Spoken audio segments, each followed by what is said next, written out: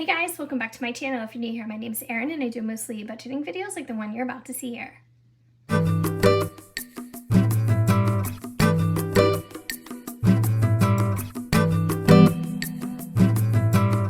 Thanks so much for tuning in. I just adjusted and hopefully this is far enough away, but I'm still gonna have to do adjustments.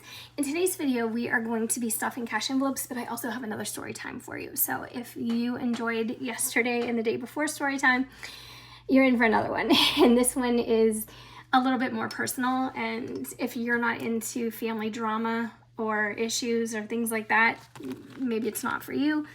But this is my life. And so I feel like I have the right to tell my story if I want to. But anyways, so I'm gonna also elaborate on the Costco story. So I was laughing because some of you had some funny comments, but I also got a message from somebody who was just messaging me about a few other things, budget related. And they had said that they had watched my most recent video and they asked like a follow-up question about Costco. So anyways, let me just get into it. This is my Moterm. This is my everyday spend wallet. So this has my smaller cash envelopes in it. And this is the wallet or binder that I use for my sinking funds. Literally everything that you see is linked on my Amazon storefront. So that's down below in the description if you're in need of some things. And I just have some random things too for the home and other things that I enjoy. So this is my envelope that I put my money in when I go to the bank. And usually I do a cash prep video, but I didn't do that this time. But I do still have my cash breakdown sticky notes, and I ended up getting $585 out. Please don't pay attention to my nails. I know they're horrific right now. A couple of them started to break because they got so long, and then I started picking them, and just so low class. But anyways, when I say low class, I mean low class for me to do this video with these nails. I mean, I got a lot of nerve. All right, so $585. So we've got the cash here. So we're just gonna get into it and we're gonna go refer to the paycheck breakdown. And time was just escaping me. I wish I would have had time to do the cash breakdown video, but I didn't. But I will be doing those for future videos. I just think it's helpful. And I don't know. But anyways, we're using our August budget workbook. If you didn't get your hands on it, all you have to do is be a subscriber to this channel. And I know some people they subscribe just to unsubscribe, and that's such a pet peeve, but you know, do you? I mean, it's just a give back to people who support my channel. And the other thing I wanted to say, I am all over the place, is if you have a budget channel and I'm not subscribed, that you know of anyway, let me know down below because I want to support you guys too. We're all out here doing videos. Well, not everybody, but a lot of people are out here not only watching, but also creating their own videos. And I want to make sure that I'm at least increasing the subscriber numbers and some views and stuff, even if I don't comment all the time.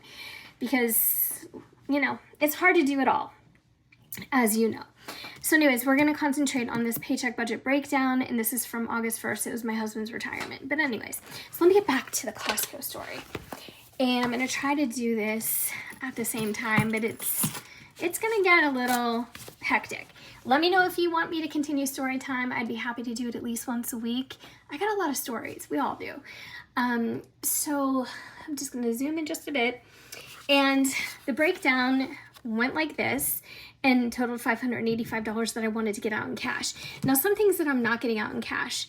I'm not getting out the mortgage, and that's it. I said I wasn't gonna get gas out. I did.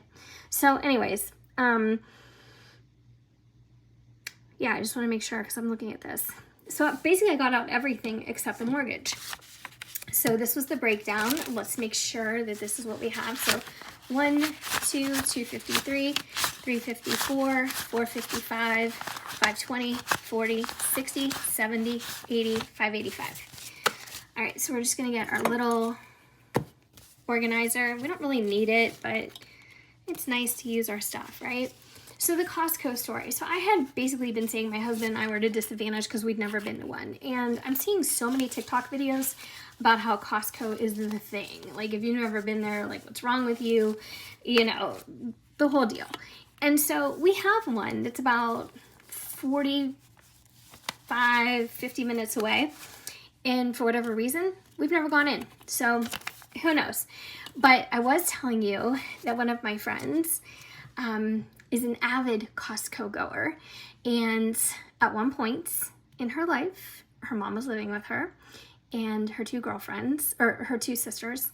And they weren't all living together, but she went to Costco with her two sisters, and they bought a casket, a coffin, and they brought it home and they stored it in the garage until the mom passed away. I was like, girl, no, stop. Like, you can't. But it wasn't in a malice way, and she's the most lovely person in the world. Like, she's not a bad person. It wasn't a bad intention. It was just, that's the deal they got. And there they were. So apparently you can buy a coffin at Costco. Who knew? Not me. I mean, I'm going there for the taco kits in the fresh food section. I'm going there for some books and some, I don't know, socks, some tops maybe. I don't know. But I would have never thought casket. But anyways, so today we're going to get into some family drama. All right, and it's sad family drama, but I'm over it, so that's why I'm talking about it. And when I do talk about this, I'm definitely not speaking of it in a disrespectful way. It's just life.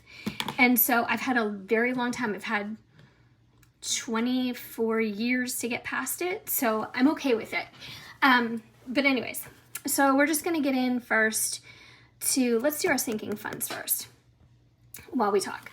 So sinking funds, I have Christmas, Black Friday weekend, and windows. So windows, I'm just putting, I think it's called home expenses or something like that, or home improvement.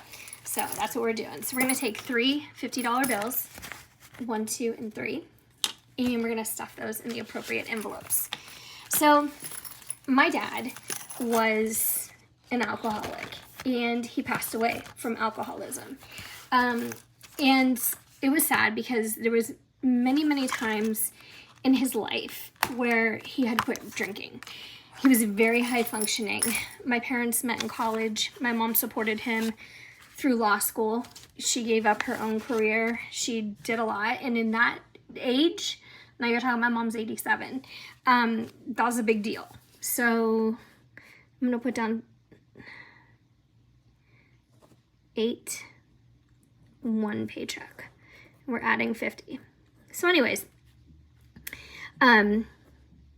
so he was a high-functioning alcoholic, but he and I, we never really had a relationship, and that's okay with me because my parents got divorced when I was like 1, and I have 2 older brothers, and then my dad moved on, and he made 2 new families, separately, but still. So with his second wife, he had 2 boys, so I had 2 half-brothers, and then with his third wife, and this is spread years apart, of course. His third wife, he had 1 girl. And so we're spread out. We're in different states at this point. So I'm going to put the 50 here. All right, so we should have 1430. So let's count it up. 1, 2, 3, 4, 5, 6, 7, 8, 9, 10, 11, 12, 1250. Oh, I hate that. Ugh. Let's do it later. All right, 12, 20, 40, 60, 80, 13, 20, 40, 60, 80. So that's 1380, and then that's 1430. Yeah. All right. So anyways, he did him, you know, like he moved on, he did his thing. And we didn't really have a relationship until much later in life. I wouldn't really want to visit him because I was too little. Like, he was a stranger to me, you know what I mean? And he always lived out of state, and he always had big jobs, and he was very successful. But behind the scenes, he struggled. And, like, a lot of people struggle with addiction. I mean, it's not... I mean, I'm not ashamed of it. I mean, first of all, I'm not ashamed of it because it wasn't me. And second of all, I'm not ashamed of it because that's part of life. So we don't judge, right? But anyways, so he actually moved back closer to where I live because he wanted to spend some time with my grandparents. My grandma went in a nursing home and my grandpa was not doing too good. And they were older, you know, like 90. Black Friday weekend, $50. So he came home and he was home for about a year and he was doing some work locally for one of his friends, had an office, and he couldn't really practice law here, but he could work out of the office. What am I doing? Oh, hi, I need a different binder. I need my holiday binder. All right, so anyways, he started drinking again. And I think it was just, well, I don't know. I don't want to put myself at his place and say it was anything, but to me, it was the stress of maybe guilt, not having spent enough time with his parents over the years, his mom being in a nursing home with Alzheimer's at that time, and his dad eventually had passed away. So these are my grandparents, who I was very close to. So the only person I wasn't close to was my dad.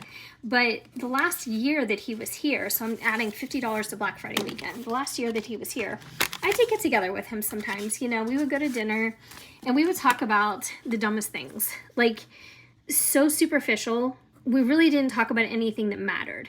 And I think it was just because it was easier that way. You know, we didn't necessarily want to. So 175 plus 50 is 225 finally. We're over 200. So we really didn't get super involved. I don't know how else to explain it. So we should have 225 now. So 51, 52, 220, 225. So he started drinking again. He started getting in his head, I guess, because I wasn't doing, I guess, maybe what he wanted me to do. He wanted me to come over there and take pictures, but he would like start drinking and have an attitude about it. And I just started to get miffed. Like, you know what? I didn't sign up for this. Like, you haven't been around. Like, I don't need to take this crap. Like, I don't need your attitude, and I don't need to deal with you, like, when you're going through this. So I was nice, but I distanced myself. And so, you know, it is what it is. So Christmas, we're putting 50 in as well. So basically, he collapsed one day. Well, no, let me take that back.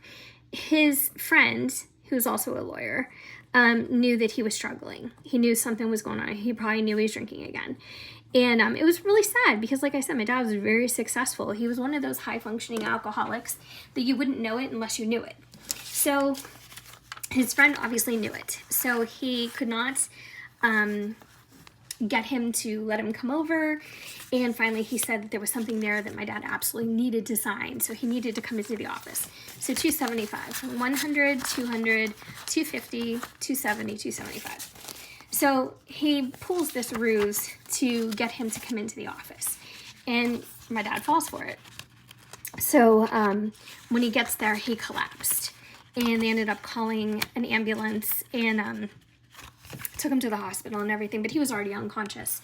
So basically what had happened is he'd been drinking so much, he just was in kidney failure, he had liver failure, he had all the failures. So he ended up in the hospital, and then we found out, I can't remember, somebody called my one brother, and then he called me, and so I ended up going up to the hospital, and I struggled with that because I was like, you know what? I don't really want to do this. I don't want to be here at a bedside thing. And honestly, I thought he was going to wake up.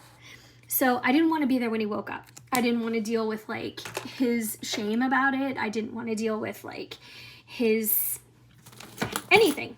And I just thought, you know what? I didn't sign up for this. You know, maybe if he would have been more present, you know, and he did things for us, but he just wasn't present in my life. I guess there's a big difference. So groceries, I am putting 175. So I just struggled with how do I want to handle this? But I ended up going up, you know, and he was unconscious. And I was like, well, when he wakes up, you know, he's going to feel pretty stupid. So I don't want to be hanging out here. And my mom was like, no, you need to spend time. And, you know, she was really like encouraging me. So 150, 170, 175. So anyways, make a long story short, this went on for a couple days. So I worked close by to the hospital, and I went there a couple times, and I was like, whatever.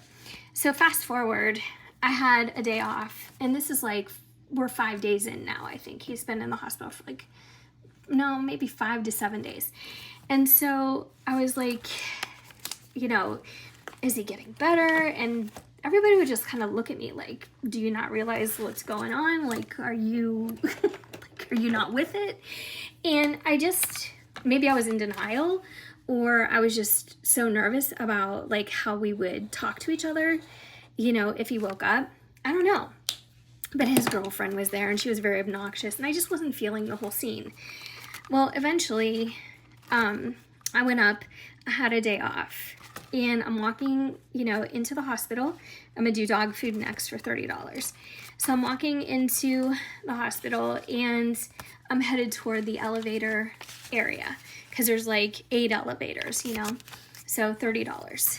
And I pass up this kid and he's got a backpack and everything. And I literally, like, we had to walk around each other, you know what I mean? And to avoid each other. So I passed him up and I took notice of him.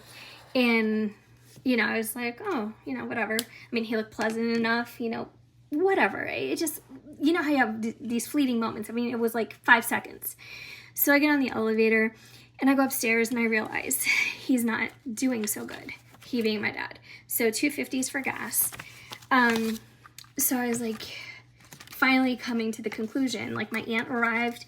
She was in from Florida as my dad's twin sister. And then, you know, other people were arriving. And it was becoming like, kind of like a crazy atmosphere. And my mom even came up. And I'm like, what are you doing here? Like, I didn't think she'd want to be there. And she's like, you have to be here. Like, this is it. And I'm like, no, he's going to be so mad. He's going to be so mad that everybody's here when he wakes up and all this stuff. And I was like in denial.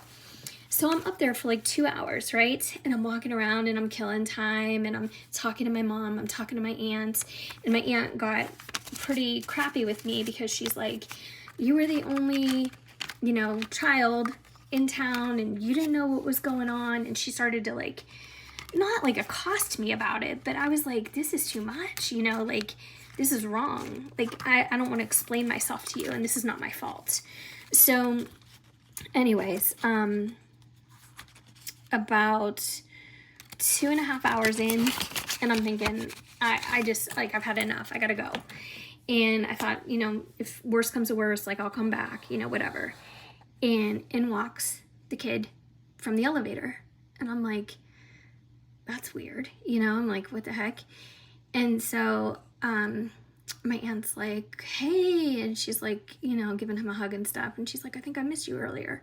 And I'm like, what the heck? It's my half-brother. Well, I never met him. And I was like, what? And so we were introduced. It was super awkward. It was like the weirdest circumstances and situation that all of a sudden you find yourself in. And it's like a total stranger that you can pass up on the street, or in this case, you can pass up in a hallway in a hospital, and you don't even know that person, but yet you're like, you guys share the same DNA. You know what I mean? Like, it was so surreal. And so that's when everything hit me. And I was like, what is my life? Like, this is the craziest situation. I mean, I'm calling my husband, and we weren't even married yet. We were just about to get married. So we got married about 5 months after this happened. And I was like, you know, you are not going to believe this. So everything is stuffed. And I'm telling him the story, and he came up the next day and stuff. And then my dad ended up passing away.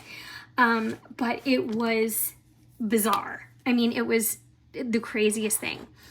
And then after that, my two half-brothers and I, we started to maintain contact, and we started to chat about different things. I met my half-sister. She came here, and they all came to my wedding. And that's my story in 20 minutes or less. So that was the story of how I met my half-brothers and half-sister under the gravest and most stressful of circumstances, and how it all, in a weird way, brought us together. So anyways, thanks for watching, guys. This is my whole budget. I hope you enjoyed. Let me know if you have a channel, and let me know if you want more story time, because my gosh, I have no shortage. So I hope you listen to the story and realize that I'm telling it with a much lighter heart and with all respect for everybody involved, including my dad. There's no ill will at this point.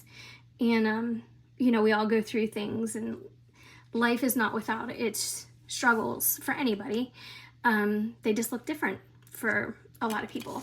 But maybe you've gone through something similar, maybe not quite that similar, but, you know, it's amazing when you start telling stories about yourself and you start to get to know people, how certain things can really bring you together, because you're like, oh my gosh, like that happened to me too, or I went through something similar, you know. So anyways, thanks for being my therapist. I owe you guys $75 for the anxiety tax. Don't let me forget to pay you.